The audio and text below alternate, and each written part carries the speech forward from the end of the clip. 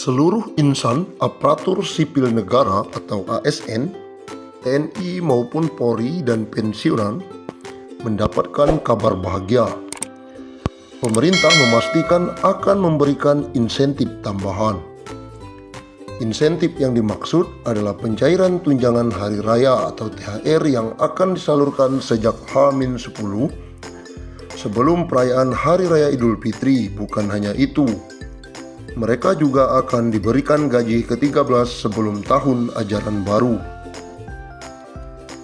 Menteri Keuangan Sri Mulyani Indrawati dalam konferensi pers secara virtual memastikan pemerintah telah menyiapkan alokasi anggaran. Besarannya bahkan mencapai 30,8 triliun. Untuk ASN, TNI, Polri, DIPA-nya 7 triliun. Untuk ASN daerah dan P3K dialokasikan sebesar 14,8 triliun. Dan untuk para pensiunan dialokasikan anggaran THR sebesar 9 triliun, kata Sri Mulyani akhir pekan lalu. Adapun THR yang diberikan pada tahun ini mencakup komponen gaji pokok dan tunjangan melekat. Tunjangan yang dimaksud antara lain tunjangan keluarga, tunjangan pangan, dan tunjangan jabatan atau tunjangan umum. Sementara itu, Bendahara Negara juga memastikan pemerintah akan menyalurkan gaji ke-13 bagi para abdi negara. Insentif yang kerap diberikan setiap tahun ini akan dikucurkan pada Juni 2021 mendatang. Pemerintah akan memberikan gaji ke-13 yang pelaksanaannya akan dilaksanakan pada Juni 2021. Ex-Direktur Pelaksana Bank Dunia itu mengatakan, besaran gaji ke-13 yang diterima ASN, TNI maupun Polri serta pensiunan mencakup komponen gaji pokok dan tunjangan melekat, yakni tunjangan keluarga, tunjangan jabatan atau tunjangan umum, dan tunjangan kinerja. Dengan ini kita harapkan ASN, TNI, Polri, dan pensiunan tetap fokus menjalankan tugas secara penuh, dedikasi, dan tetap merawat dan menjaga Indonesia. Berikut besaran THR dan gaji 13 tahun 2021 kepada pimpinan, anggota, dan pegawai non-pegawai aparatur sipil negara berdasarkan Peraturan Menteri Keuangan Nomor 42/PMK.05/21.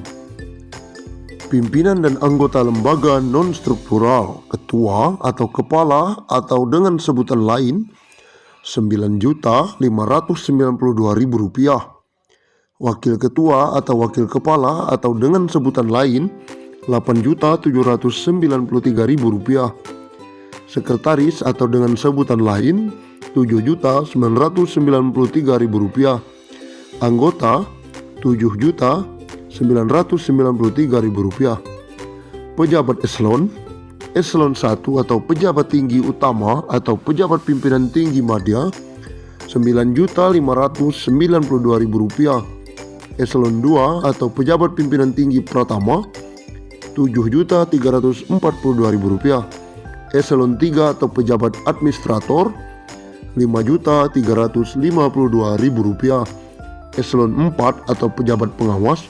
Rp5.242.000. PNS atau ASN dengan jenjang pendidikan.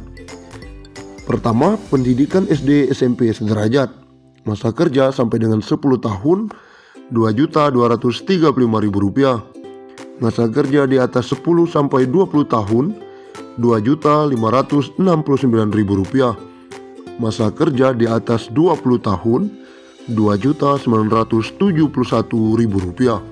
Yang kedua, pendidikan SMA atau D1 sederajat, masa kerja sampai dengan 10 tahun Rp2.734.000, masa kerja di atas 10 sampai 20 tahun Rp3.154.000, masa kerja di atas 20 tahun Rp3.738.000. Pendidikan D3 sederajat, masa kerja 10 tahun Rp2.963.000.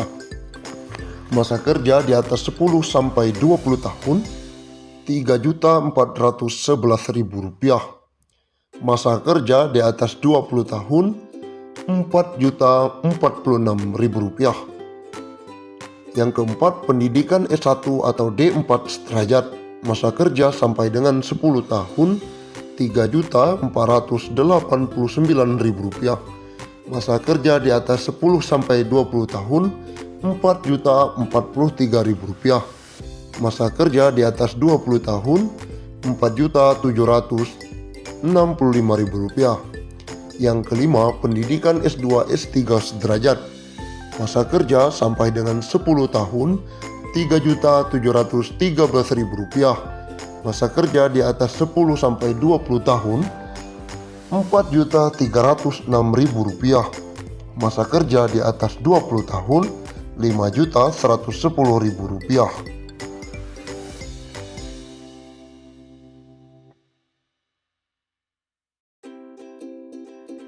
Gaji ke-13 pensiunan 2021 cair pada bulan Juni 2021 tanpa tunjangan kinerja atau TUKIN.